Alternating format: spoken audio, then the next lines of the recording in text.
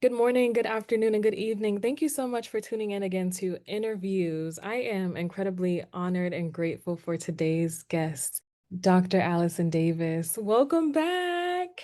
How Hello there. So happy to be here. Thank you. My absolute pleasure. it's always a good time when I get to talk to you. I always feel kind of like you give more to me than I give to you. We Yeah. could probably have another episode about that too, right? Add it Yeah, to yeah, yeah, yeah. I refer to it as divine interventions, and we all are gifted. So, yes, we'll proceed. We can talk about that later. But thank you so much. Can you just tell our audience one more time, even though you've been here before, can you tell them a little bit about who you are, what you do? And we were connected through a mentorship program with a popular public figure. And so that's how we came to be. I just always kind of saw you as this beautiful, gentle source of light. And I just knew that you were someone who was really good at what you did in your job. So can you tell the audience a little bit about who you are and what you do before we get started with our conversation today? So, absolutely, and thank you for that. And so, by name, I'm Alison Davis. By profession, I am a licensed mental health counselor.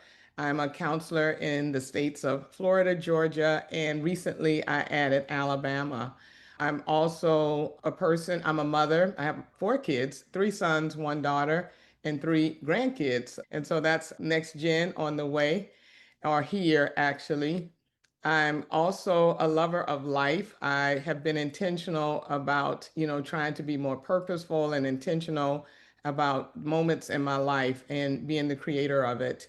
I'm also an advocate. I started my mental health in community, and I'm still community, and I'm probably almost always community.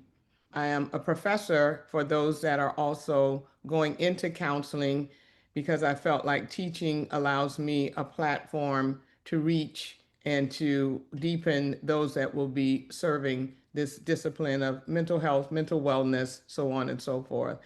So that's just little nuggets of me. And as we continue, if you have additional questions, I'm more than happy to answer. And prior to this, I am a retired letter carrier.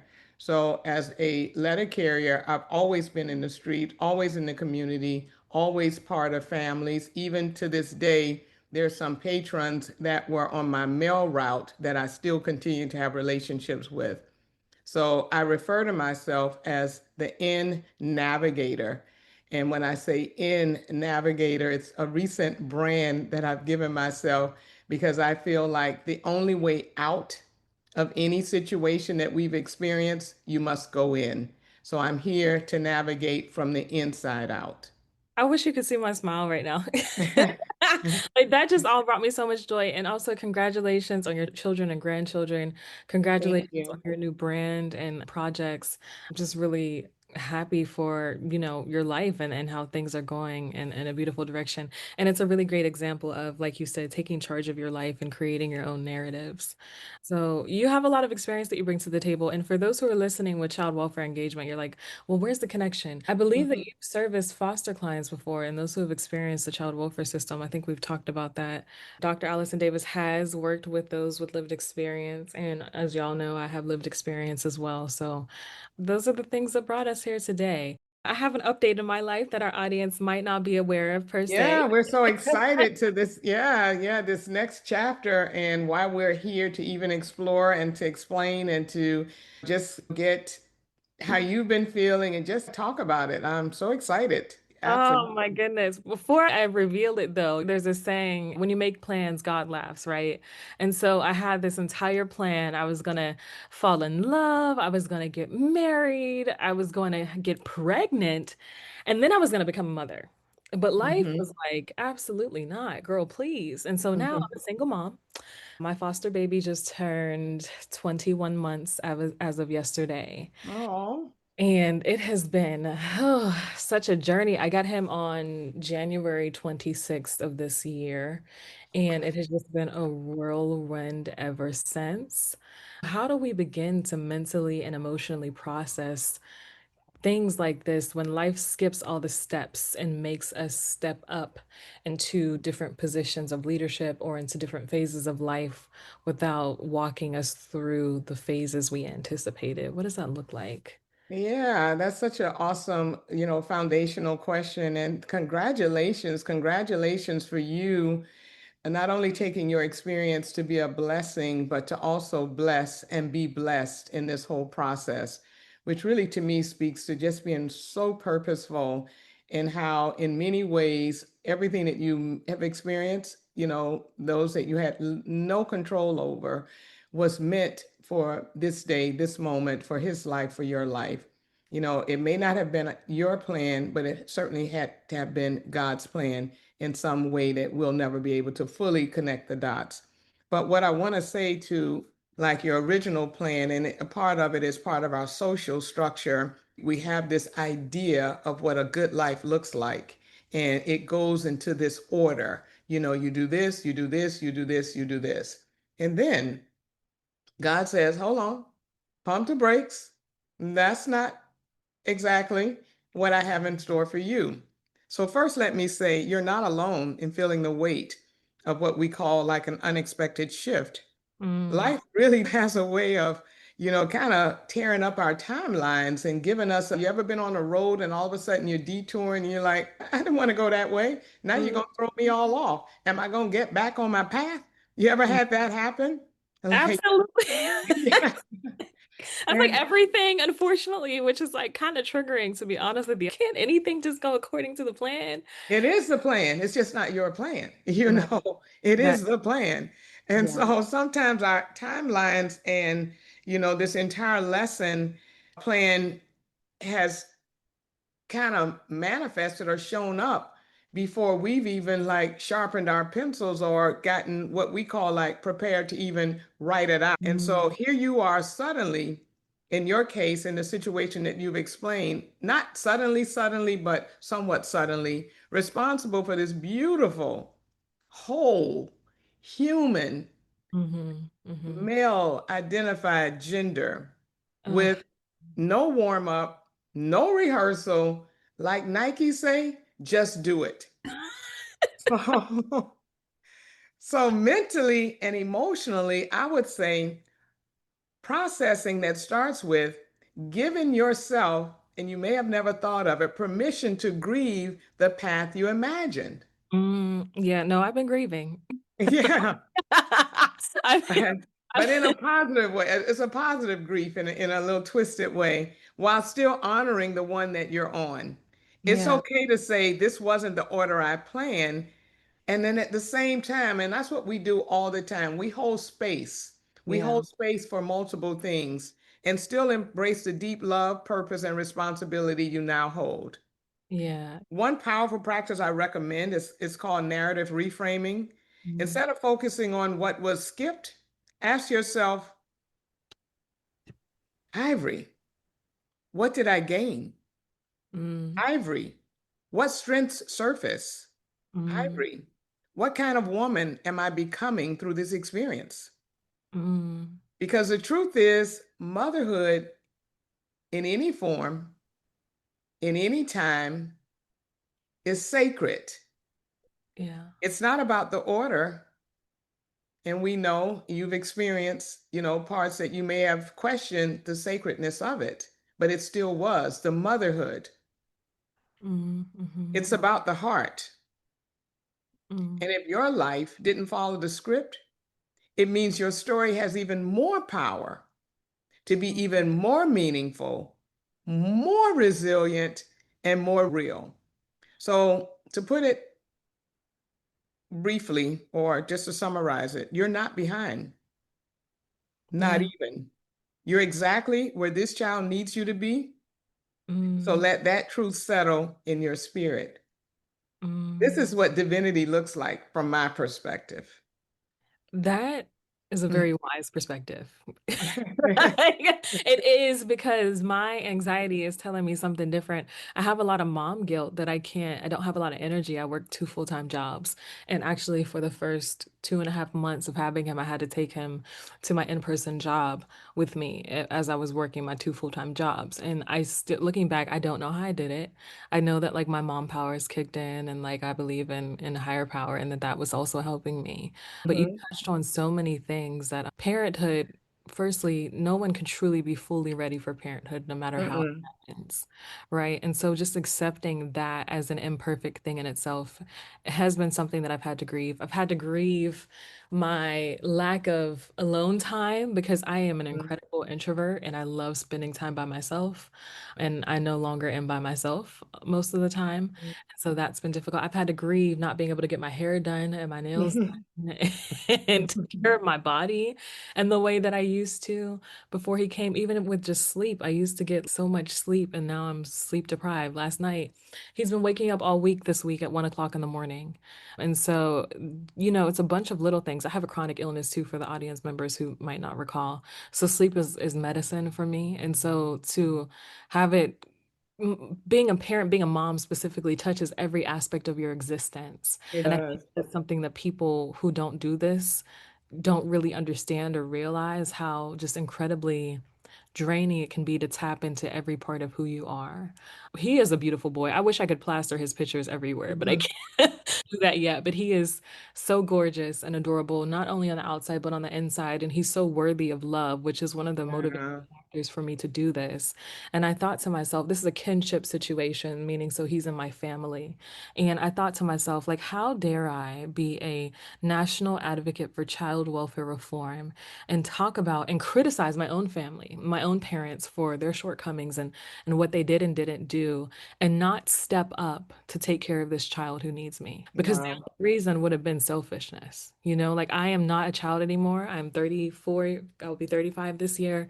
I have the resources, I have the knowledge, I have the ability to do so. So, there would have been no legitimate reason for me to say no other than Mm-hmm. selfishness, honestly. And I think this is another opportunity for me to, as people might say, stand on business. But for me, it was also an opportunity to stand on integrity and to show people that not only am I willing to talk about this and champion for this, but I'm doing it. And it's difficult and it's messy and it's real, like you said. And for some reason, I guess my character in this movie called My Life Mm-hmm. needed to be Mm-hmm. made Mm-hmm. a little bit more real for the audience, if you will. And so I find myself feeling very unhinged, very unedited, very not as graceful as I once was. I feel so exhausted to the point where I can't even believe the amount of the mistakes that I make every single day. It's just like, I'm just not used to being this inefficient, to be honest with you. But I also, you kind of touched upon like focusing on what I've gained rather than what I've Right. lost. And so I've been I was practicing. definitely going to go back there with you because, and I know I interrupted you, but this was a segment that I want to merge right quickly as we continue to see where you are and where there's a part of us because we've been socially learned to look at reality. Mhm, And even though you mentioned at the forefront, like your dreams, and so the reality gives you clarity of what you really want. It mhm, doesn't diminish, still having the dreams. It doesn't take away from you still having the dreams. And it's a matter of, your thoughts, what are becoming dominant. Yeah, the reality is that. But even in everything that you experience, what is it that you would really say, I want? You definitely wanted the son, you wanted the experience of being a mhm. mother, but you also want, some of the things that you said are important to your own identity. We don't ever want to give those up. We want to Right. actually see those, envision those, and know that it's all possible. It's not an either or. I can have it all. But Mm, again, it is a shift. So I want to answer like what you're talking about is like an emotional whiplash of mhm. becoming a parent overnight. It's real. Right. You actually said it. One minute you're living life with your own rhythm, and the next you're expected to hold space, structure, safety, and love for a child who Mm, showed up with their own story, needs, and trauma. And guess yeah. what? No manual in sight. But I always like to ask in these moments, especially when it feels overwhelming, is this: Ivory, what called you to say yes? Because even if it wasn't part of the plan, even if it felt like life made the decision for you, somewhere there was a yes. You actually spoke to it out of the things that I advocate for. How could I not? That was your net. Yes. Maybe it was quiet. Maybe Mhm, it was hesitant. But you know what? It was powerful. And it still is. And it always will be. You'll never be able to have any monetary value, any social value, any other value other just knowing, man, this is priceless. If you Mm. just hold on to that, there's nothing, even the tiredness and everything, that will have more value than the sacrifice of what you're actually doing. And then Yeah. go ahead. I see that. I see that now too. He does have a lot of trauma, a lot more trauma than probably my biological children would have had, just because of the circumstances through which he came into the world. And I'm having to unpack a lot of those behaviors. A little glimmer of hope I got the other day. He started eye gazing with me. I was talking to his behavioral therapist about that, and she's like, that is an excellent sign that he feels safe and that he is bonding and he is leaning into you being a stable part of his life. It's just so sweet. And so now when he does that, I started giving him little Eskimo kisses. Hmm. And he is just so sweet and loving. But when I look at him and I see, because I've always felt a deep reverence and respect for children, and I've always felt that they deserve the best of the world and the best protection and just the best of everything that we have to offer them, that Hmm. how could this baby be in my family and me not step up and do something? Too many people in my family have not stepped up to do things for children, and I've seen the impact that that has had on children, including myself. And I just think it's unacceptable. I'm less judgmental of it now, strangely, that I am a parent myself. Yeah, A lot of yeah. children and have other reasons, I'm sure. And honestly, a lot of people don't have what it takes to care for children in general. So maybe that was ultimately the It, thing for them to do. and it's not so much that they don't have it as a byproduct of how they were parented, their environment. We, go through generational trauma. If we continue to walk it back, we'd be able to understand even the most hideous parenting style, Mm, because it's not who they are, it's just how they shown up. And, working with kids in foster and understanding, not condoning that, most parents show up in the best way they know how to show up. If they don't have the tools, if it wasn't mirrored, mhm, it takes a lot of intentionality to be able to know, for even someone that didn't experience what they have experienced, how to show up as a parent. The whole parenting landscape in itself is just so complex, and you're not even adding, stories that you can't even wrap your head around. So your most, one of the most important aspects of understanding why you were chosen, and that's what you need to understand. You were chosen for him. He was chosen for you. You mhm, were chosen for your mom. She was chosen for you. mhm. That's a belief system. You don't have to believe it, but that's my belief. You No, don't. I do believe it. I believe that Okay. everything happens for a reason. And so I do believe that, outside of the choices that have been evident, that Right. everything happens exactly as it should, even as messed up as life can, Yes. even I Because love there's a bigger mom. story, like we evolve, unfortunately, through a lot of crisis. Most things, we talk about Amber Alert, and like a lot of things are in place, red light, seat belts, generally come from trauma. Even Mm, biblically, it comes from trauma, you mm, know.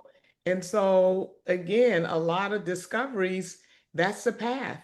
That is the path. And we don't always understand it because there's a bigger picture. And I wanted to just add, like being a kinship through like foster parent, mhm, it's not just like a legal placement, it's your heart. You said it so beautifully. Like I felt like I had no choice. So mhm. yes, it may be disorienting when, you started out, you didn't get maternity leave. You didn't Nope. you didn't have a village, you were promised doesn't show up like you hoped. Yeah. The things Yeah. like, oh, what? I don't get a baby shower. I don't get anything. Like, no. Actually, I did get a baby Oh, shower. okay. My friends for that, but the village has been lackluster. I'll say that. Yeah. I love them, but they did not show up in the way that I thought that they would or could for many different reasons. I love this baby deeply, but honestly, I would not recommend single parenthood to anyone. I wouldn't Mhm. recommend it unless it's the only option for a child's safety and well-being, because it takes away your sleep, it affects your sanity, it affects your financial stability in a lot of cases. So, like, for our audience, how do we acknowledge the beauty and the burnout at the same time without feeling guilty? Like one of my favorite analogies is the Beauty and the Beast. Mm, And because to me, they yeah. often walk hand in hand with so many situations. And ultimately, in our own internal journey of life, we are to find the beauty in the beast and the beast in the beauty because Mm, it's always there. mhm. So, like what you said is real. You can love him with your whole being and still not recommend single parenting to anyone who values the things that you mentioned, sleep, mental care, clarity, or financial freedom. But that doesn't make you ungrateful. What it does, and what it clearly does, is it speaks to your honesty. I've learned is that the beauty and the burnout at the same time, that's real. Parenting, it's a gift and it's a sacrifice. It Mhm. is. And that's what you're saying. You're like, man, like kudos to parents. Kudos to parents with two, three, four, five, Oh my God, Dr. Allison, I don't know. This could be my first and last baby. yeah, Like, right? it's too much. It's too much. I thought I was gonna have like three, four children. And even just a few months before Jaden came, I was like, oh no, I still want to have like, two or three children. Now, Jaden, he could be an only child as far as I'm concerned. Like this is Right. it's Right, right, right, right. And sometimes you're looking like, what about people when they have the twins that we know in so our society, we kind of like we love the idea, the notion of twins, but can you imagine the work at the same time and triplets and then, so on and so forth. But you know, it's still you understanding that you are figuring it out in real time and in your daily what word am I looking for, job, and job is not the word that I wish to have, but your daily goal, which is Mhm. still not the word, I want a better word, but anyway, is to learn how do you hold joy. And if frustration is too big of a word, you can replace it. But feeling overwhelmed, how do you hold it in the same breath when you are feeling exhausted, but at the same time, I can't wait to pick him up, or if he's sleeping, or how do you, or have you been able to discover that? It's a special kind of insanity, I'll tell you that right now. And I I don't want to use that word. Maybe that's a little bit of a dramatic rendering of it, but you're exactly right. Like you can be frustrated might not be a big enough word, to be honest. Mhm. You can be frustrated, you can be tired, burned out, but like literally I was laying in bed and I'm tired. And again, he's been getting up at 1 o'clock in the morning every single night this night. And I'm still working my two jobs this week. And he gets up again last night at 1 o'clock in the morning. But a few hours before, I was like, oh my God, I miss his smell. Like Yeah. he's in the room next to me sleeping after fighting to go to bed. And here I am exhausted, staying awake because that's the only time that I have to myself, really. But I should be, Mhm. I'm exhausted, thinking about how much I miss this baby smile. And he's just a And few, there you go.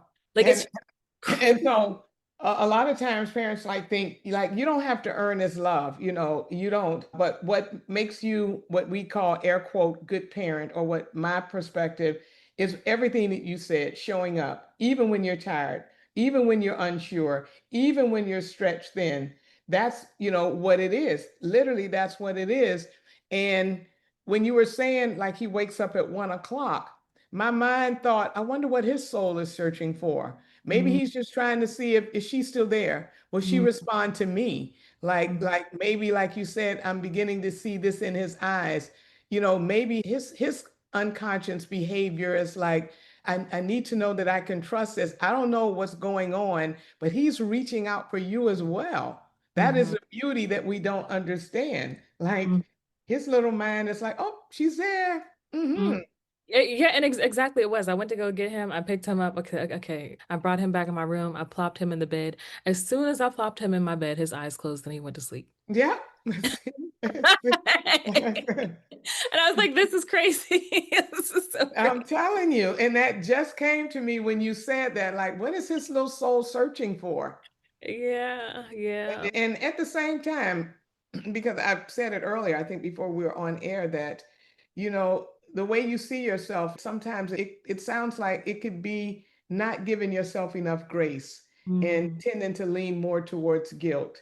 And mm, I would ask you to remove that. Like, just give yourself grace. It is yeah, okay to be tired and thankful. It is mm, okay to love your child and still need a break, mm. You Mhm, are in a human form. You know, mhm, you're physical, you're spiritual, you're all encompassing. And it's exactly what your child needs to see. He needs to see your humanness, who's loving and who's learning. And mhm, so you're doing it.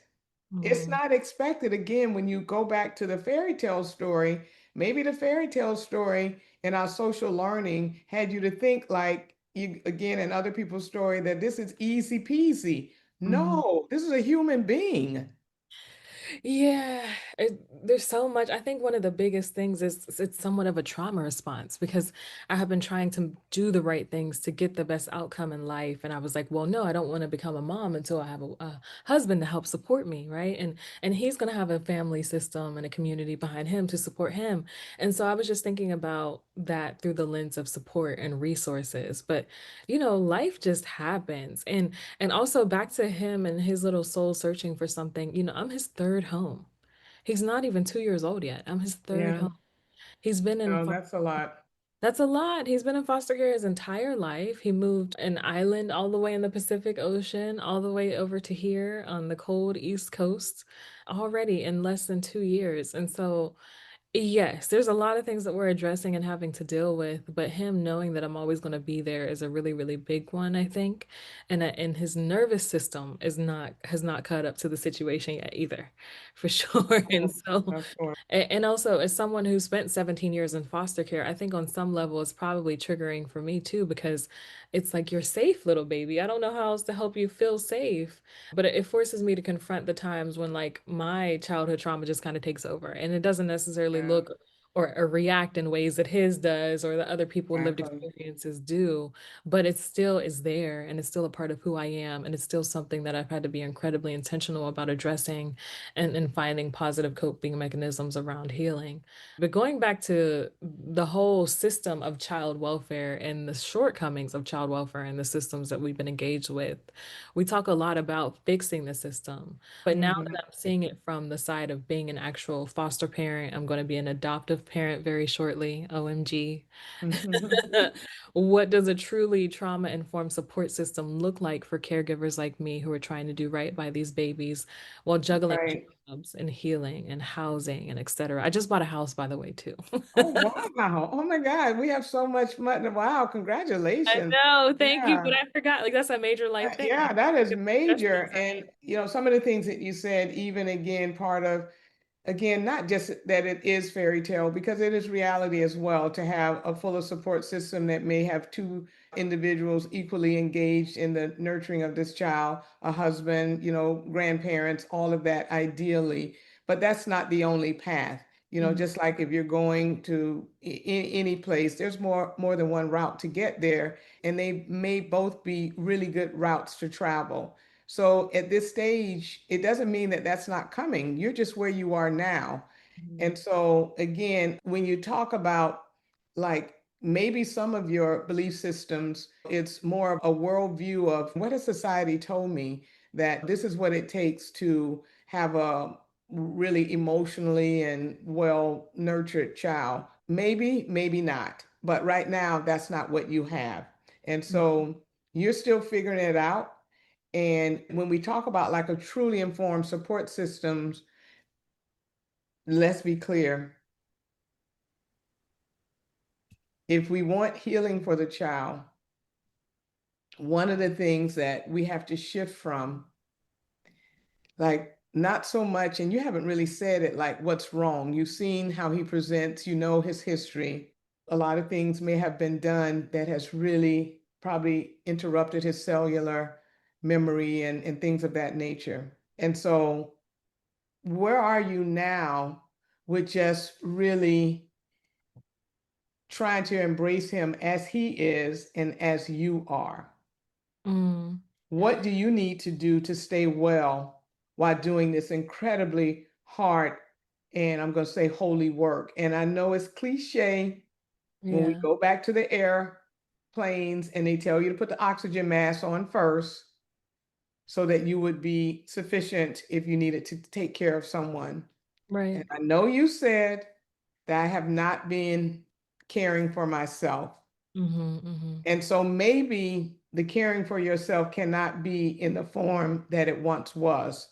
Right. maybe you can't go to the nail salon, but you do your own nails, or maybe it's Oh, a sip of lemonade, or it's like there might be little, I'm an appetizer person, so little nuggets work yeah. for me, like Mm, an aroma, a hand sign, like little things. So yes, you yeah, have yeah. to do the little things that, even if it's a moment or a 2 minute meditation or going outside and just, I go from A to Z with things I appreciate every Mhm, night, like A mhm. through Z. I'll find a Z word, if even if it's zeal and zest. But what are your ways to speak to what you appreciate?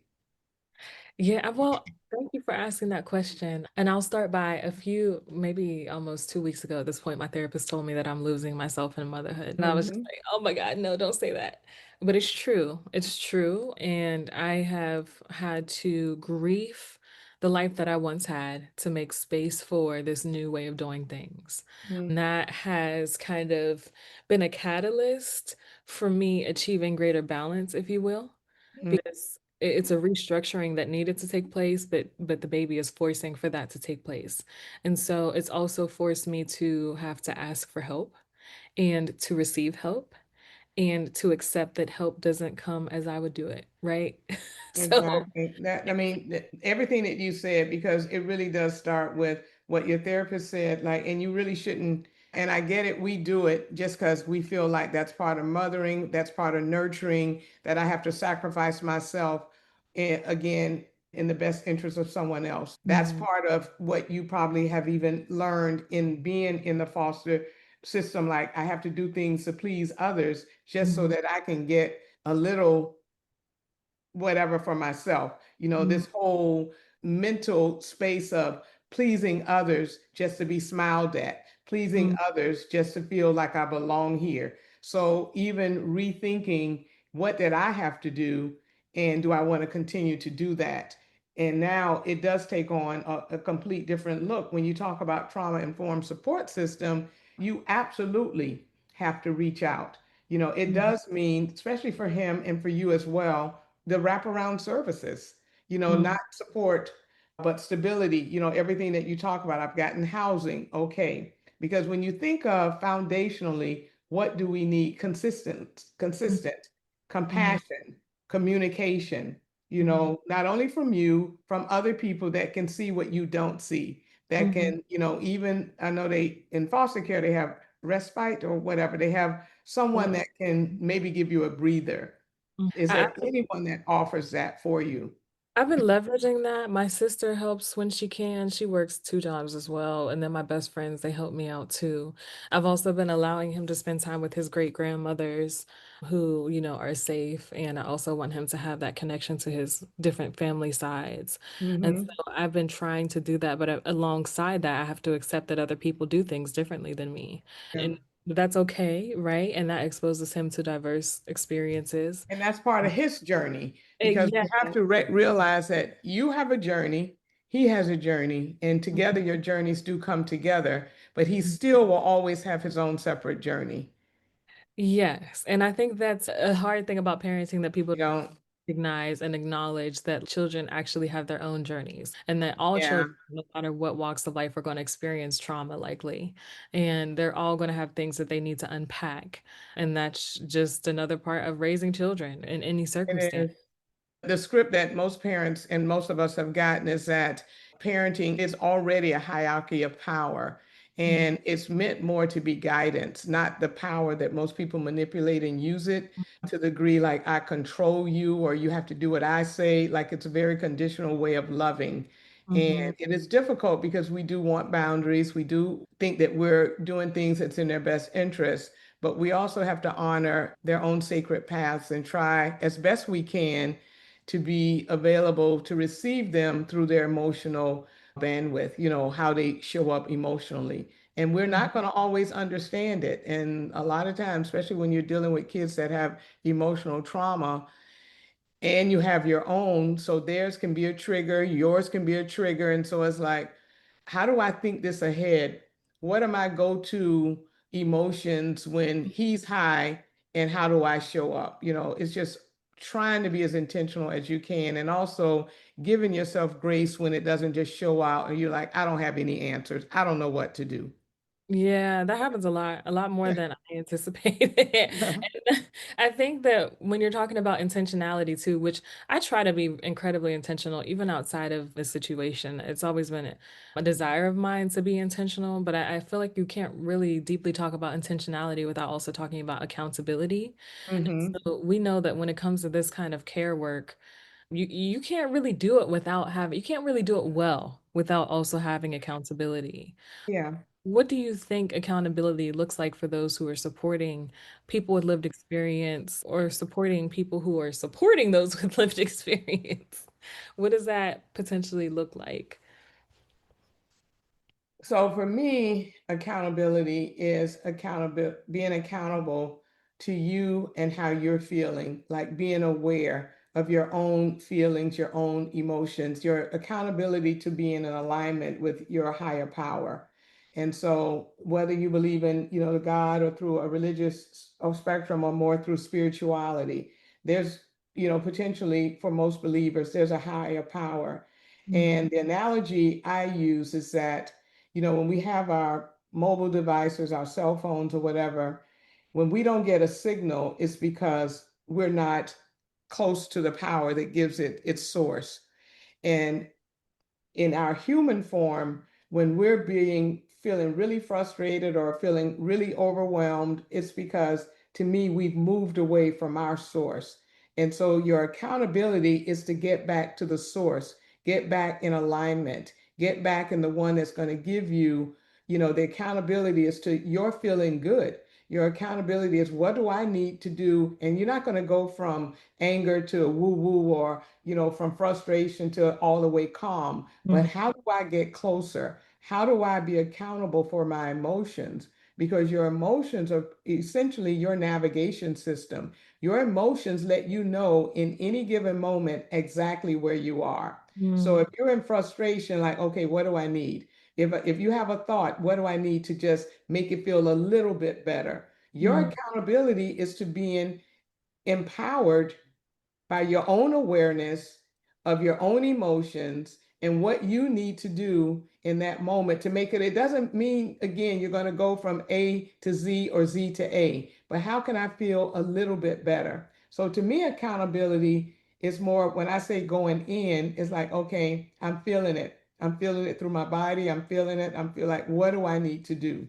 And mhm, again, what keeps you align with your belief system or what is your power source? Are you able to recognize it? Like when you feel good, what is going on? Who are you mhm, trusting?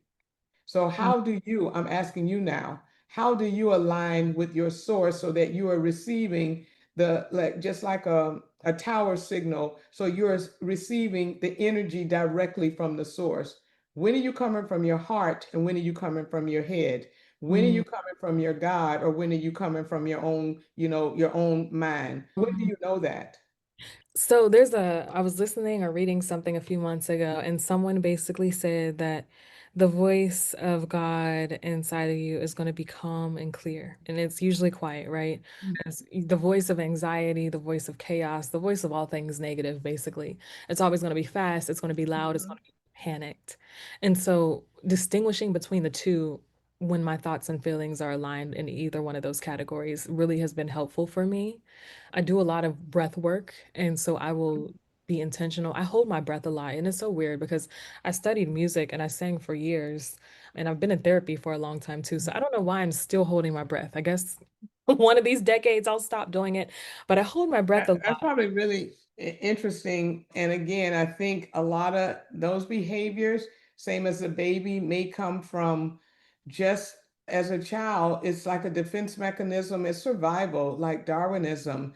Like, and for some reason, the breath represents, life. And Mm, maybe you felt like life was short, and you just like, I'm gasping, like, where am I? It is yeah, amazing how the bodies are just kind of wired to protect you. And you don't, well, again, we don't understand it, but you recognize that there's something about like I hold my breath. And yeah, usually we do that, like, if you're in the water, you do it like so I don't drown. Like it's probably yeah. almost like a safety mechanism that kicked in, but you don't understand it. But it was the body. And that's why I was like, we're always connected to this source because you didn't naturally do it. Your body just naturally did it for you. And that's Mhm. how you know there's a source that lives in you, even if you don't acknowledge it. And so Yeah. again, I want to say accountability, it's not a negotiable in the kind of work that you're doing. And you know that. It's about alignment. That's what accountability and alignment, aligning your actions with your values. Yes. So it's Mhm. showing up as consistent, and it's not to compare yourself with any other person. Those are distractions. Stop, Mhm. don't look at other mothers or don't look at your own and like they did it this way. Stay in the here and now as much as you can, showing up Mhm. consistently and transparently, not when it's convenient. Like you say, you work two jobs, but Mhm. when you do see him, are you consistent? That's your accountability. It's Mhm. your emotional. What is he receiving? I remember Maya Angelou said that when your child sees you, they should see like, you rise to see them. Like, I'm happy to see you. And I know you may not always be happy and we may not always be happy, but how do Mhm. you want him to experience you? Yeah, I worry about that a lot. And I try to be positive. I try to be exciting. And I try to pick him up and love on him. And so sometimes another thing that I've been doing is I'll just stop whatever I was trying to do. So maybe I was trying to, put my vitamins together and I'll just put that to the side. Or maybe I was trying to fold laundry. I'll just sit with him and be with him. Because I Yeah. know that children, and especially babies and toddlers, he's kind of in that weird between stage of being a baby and a Mhm. toddler. They really just like you to be there and to just be present, and presence is something I've been working on with my therapist for years, like being in the Yeah. moment. And so when we talk about catalysts and everything happening exactly as they should, he definitely is forcing me to be present. Yeah.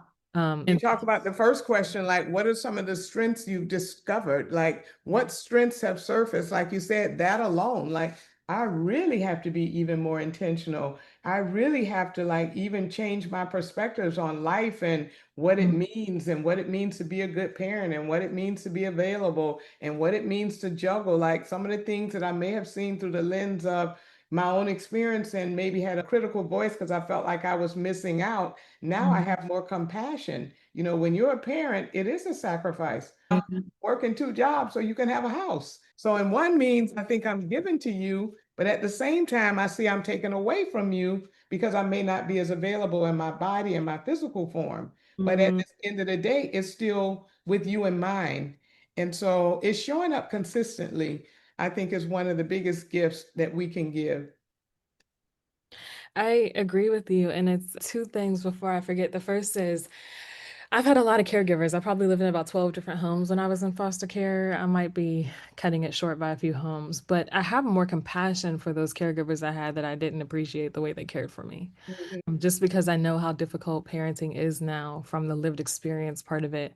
And, everything happens as it should, and I got what I needed in the ways that I was supposed to receive them. But for those people who I once held anger for, or just disgust, or just a lot of like judgment, I have a little bit more compassion for them because this work of being a caregiver, no matter how good or quote unquote bad you are Right. at it, it's a lot and it No takes. matter whether you're carrying a big baggage or a small baggage, everybody has something, but that's a lot because you're dealing with a temperament or a personality that you have no lens into seeing what shaped it. Even if Mhm. you are Yes. biologically connected to it, you still don't know. I Yeah. hear people make comments about adopting this and that, and I'm like, but your biological children don't necessarily mean it's going to be any better. Yes, yes. And so there's just a weird sense of compassion for people I previously didn't quote unquote like, honestly, which has been an unexpected, I guess. I mean, anytime we have increased compassion, it's a beautiful thing. So in a lot of ways, I'm grateful for that. But other thing you mentioned is alignment.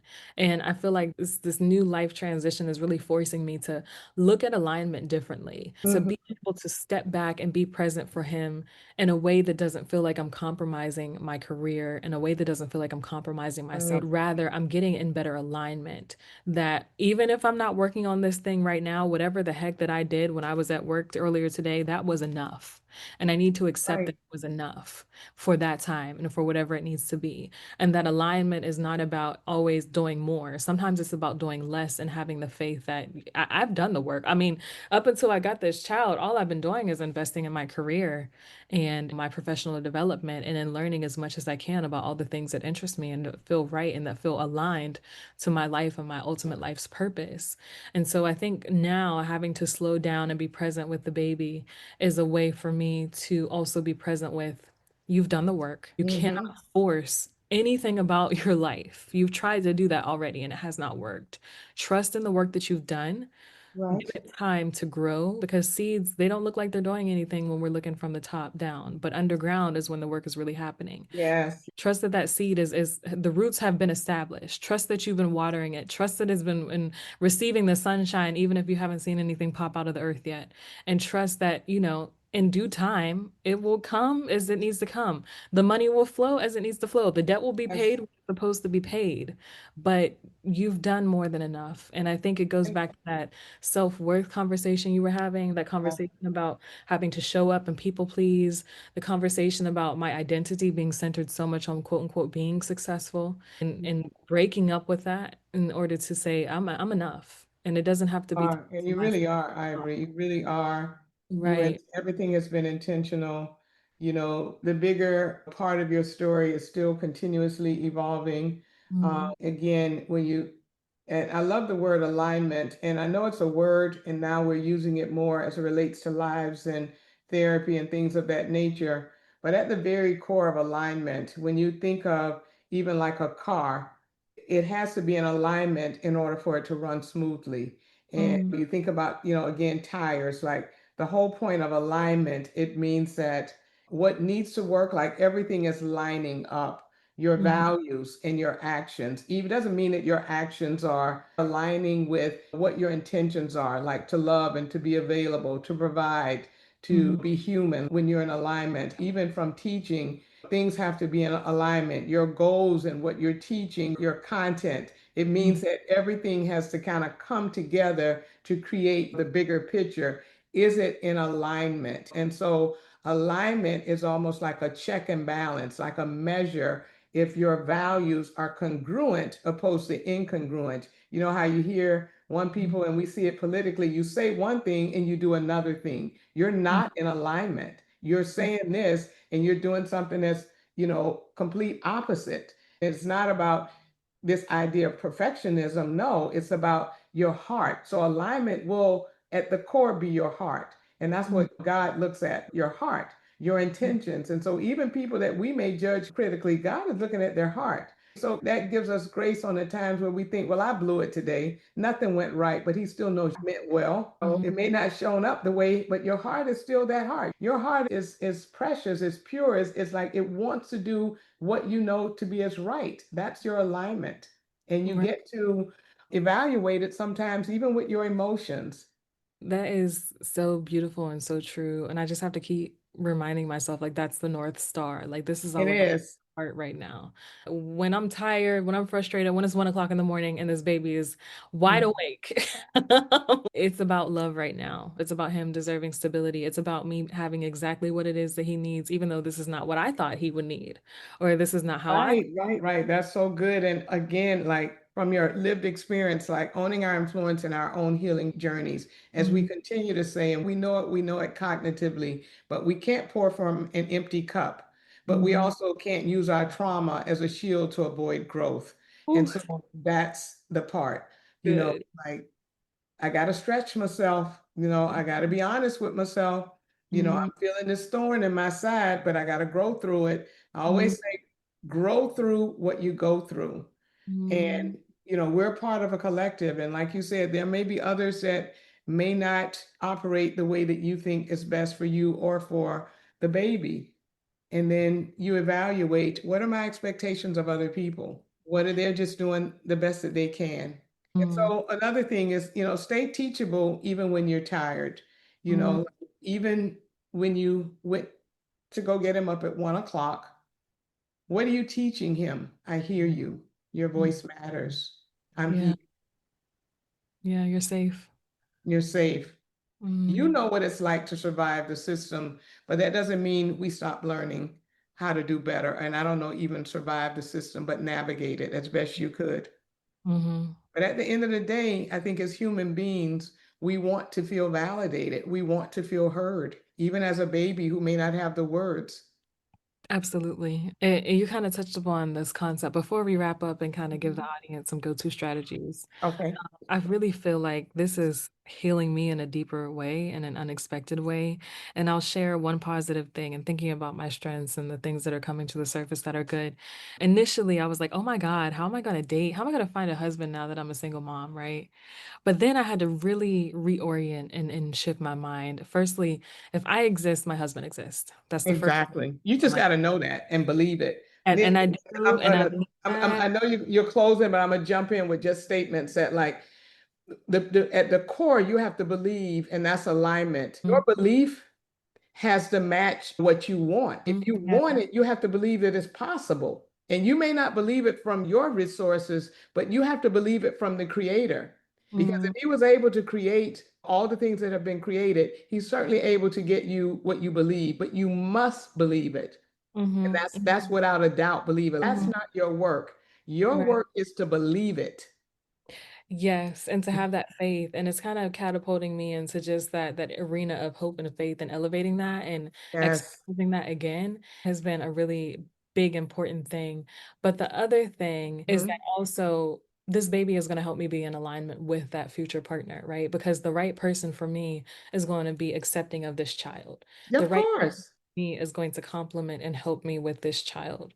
The right person for me is going to see me and all the mess that I feel like right now because I have this baby and say, you're still beautiful. You're still amazing. Hmm. You're still awesome. I see through your exhaustion. I see through your tiredness. I see through the burdensomeness of being a mother. And I still want you in all of the ways that you are right now and all of the things. Exactly. Exactly. Yeah. If you can create somewhat a reframe, yes, I feel tired, but at the same time, I always say I've lately started saying, you know what, that's a good problem to have. Like, say Mm, you have to fold clothes, you have to do something. You're like, you know what, it is a problem, but actually it's a good problem because yeah. I'm glad I'm able to do it. I'm glad my eyes allow me to see it. I'm glad my hands allow me to work it. Like, I want to Mm, start seeing it, but also I want to, again, in the beauty and the beast. I'm a beauty and the beast person. I've got to find the good in it. That's where my sanity comes. Like, oh my God, yeah. I get to do this. I get to do this And the beautiful thing is that can become his inner voice too. So not only do I get to retrain and reprogram my mind and my spirit and my way of doing things, but I also get to help him develop a healthy way. through seeing you, even if you take a moment. And Yeah. so, as we do wrap it up, what are the strategies that are realistic, restorative, and repeatable? Hmm. So here are a few of my go-tos. We talk about micromanagement, when you're working at places and spaces. If we had micro moments of regulation, you don't Hmm. always get an hour for self-care, but you can take 60 seconds, whether Hmm. it's grounding your feet, closing your eyes, like you said, doing breath work, or just intentionally exhaling. Those micro moments, they calm your nervous system. And if you Hmm. do it often enough, like, let me just take a micro moment. This is Hmm. for me. And then, like, okay, just the fact that you're doing it for yourself is going to Hmm. feel refreshing. Routine check-ins with yourself. Ask, what am I feeling? What do I need? Too often we skip over that. By naming your need, even if it can't be met fully, it Hmm. helps you stop ignoring it yourself. Hmm. Even if it's like, what, I really would love a friend. I really would love to just have a regular conversation. I Hmm. really would, enjoy a nice smoothie with just some girlfriends or just some friends or just some even strangers, just people that having regular conversation. Like, what is it that you need sometimes? Don't be afraid to, like, I'm missing. I feel like I would love a beach day or whatever is in your area, like, or just to shop and just look, even if I don't buy. What is it Hmm. that you would say now? If I were to ask you right now, because you started saying, I feel this, that, and the other, what do you need? Hmm. Hmm. Hmm. I'm asking you, Ivory, what do you need right now? What do I need? I would really love to go get my nails done right now, I'll be honest with you. See? That's what I need. That's what I mean, it's a want. It's not a need. It's a But possibility. it's okay. It is. If you don't have to, like, validate it or make it sound like, okay, I need to be humble or I don't want to seem. No, I feel like it could be a need because right now it's not about the nails, it's about the pampering, it's about the attention, it's about feeling Mhm. special. So don't minimize it, Mhm. to make others feel like, oh, well, that's all you need. Like, no, that's Yeah. just the particular action. What you're asking for is bigger than nails. It's just like, just touch my hand. Let them sit in some warm water. Let somebody give me attention. That's all Mhm. I'm asking for. And that just seems like a doable space to get it. As a matter of fact, I got my nails done yesterday, and I'm not one. I probably was like, I'm probably get this done like once every 4 months. But I am actually going to California, and I do plan to see Dr. Siri. Oh, Oh hello. yeah. Hi. I know, I'm so excited about it. Going for my niece's graduation, and they actually are not in far proximity. And so it was really, and I rarely get it done because yeah, I don't even take the time to do it. And it Mhm. was just the idea of having that attention or letting it was just nice. So I understand it from that perspective. And that's why I'm saying it's not about the nails, it's just about I get to actually sit in a chair. Mhm. Mhm. So make sure you do that. I have a hair appointment today too, so I'm getting my hair done and trimmed. And as a Black woman, that's Yeah. there's so much to that too. So Yeah. I am grateful and excited. But thank you for also just reiterating that we don't need to feel guilty or ashamed of the things that we No. need. And thinking like, oh, that don't sound like catastrophic. Like you calling that a need and it's your nail. Like, no, like it didn't sound like I was in crisis mode because we've been socialized to think that our needs almost need to be in a crisis. Because you're just hearing my surface words, but that's just my surface words. That's not what's really under why I'm saying that. Mhm. And so delegate, delete, or delay. Not everything needs to be done right now. Just as you said with the baby, sometimes, you know what, let me just stop doing these clothes for a moment. And not Mhm. everything needs you to do it. Learn to say that can wait or I can ask for help without guilt. Because part of coping sustainably is giving yourself permission to do less and still be enough. That's so good. Yeah, that is so good. And I know you're doing it, but create pockets of connection, whether Mm. it's texting a friend who sees you, watching a funny reel for 3 minutes. Sometimes them little TikToks with the kids and all this boots on the ground, like a minute or two of them, be like, okay, I smiled. Like I felt the ease of that. Like sometimes just looking at something, there's this one lady, she's a comedian and she's raw and whatever. Like a couple Mhm. minutes of her feel like, okay. It's so trust me, when it comes to creative connections and not having to be directly involved with people that we do have outlets and they work amazing. Mhm. And so, or journaling just one sentence before bed, connection keeps you from feeling invisible. Mhm. Mhm. And it's Mhm. so good, and it's not because visibility is not like old school where it Mhm. has to be face to face. It just Mhm. has to be connected. Yeah, yeah, It could be totally. music, like music is like OMG. One of my sons actually last night sent Cynthia Revo singing Ribbon in the Sky. And Yeah, I love it's that. such a good song, it's such a wedding song. And Mhm. it was just like, wow, I invited that. Like you sent that to me. You think you sent that to me, but I invited that. Mhm. That's, yeah, like, wow. See, you thought you were doing it, but yeah, click, That's click. so good. I'm gonna have to listen to that after we're done here too. I'll send it to you. Yeah, Yeah, yeah, I'll send it to you. and I'm gonna And be in California at the end of the month, so I don't know if how long you're gonna be there, but I'll message you about that. what? Uh, Oh, you're going to California at the end of the month? yes, I have to be there for work, so but we'll talk Okay, offline. okay, okay. And then the last of the tips are protect your hope. Mm, And I mm, know, I think if anything, through your experience in foster care and like you said, 12 plus homes, mm, that somewhere there's always been a glimmer of hope. And mm, you have your sister and you had some relations with your mom throughout or at different points. mhm, But and I know solution focused therapy, the one thing he says that we're to give all our clients is hope. And mm, even as a parent, the one thing, because there might be times where parenting seems like it's not enough, you know. mm, And so even if it's just a whisper, hold on to something that reminds you why you're doing this, whether it's mm, faith, whether it's his laugh or the glimmers in his eyes, or mm, your vision for a better future. mm, Hope in and of itself is a coping strategy. mm, And so those are my micro moments of regulation, routine check-ins with yourself, delegate, delete, or delay, Mm, create pockets of connection, and protect your hope. mm, And as we come to this closing, let me say to you and to anyone, you deserve rest, not mm, because you've earned it, because you're human. Your mm, value is not in how much you can carry. Ivory, your value is in who you are, mm, even when you're exhausted. Sustainable care starts with believing that you matter too. And mm. again, it might be not be the full night of sleep, but just again, moments of regulation. And so, healing through helping is one of the most sacred and often overlooked parts of this journey. Healing through helping is what you're doing. You're healing and you're helping. And help may seem like a small word, but it's bigger. It's easier to assume that caregiving is a one-way street, that you're pouring, you're giving, you're sacrificing. But the truth is, he's holding a mirror to your own healing in ways you never expected. My heart space is burst open right now. This is just thank you. Thank you so much for this conversation. I needed it. I'm sure that our audience will get something from it. If y'all want to know more about Dr. Allison Davis, her information will be in the show notes.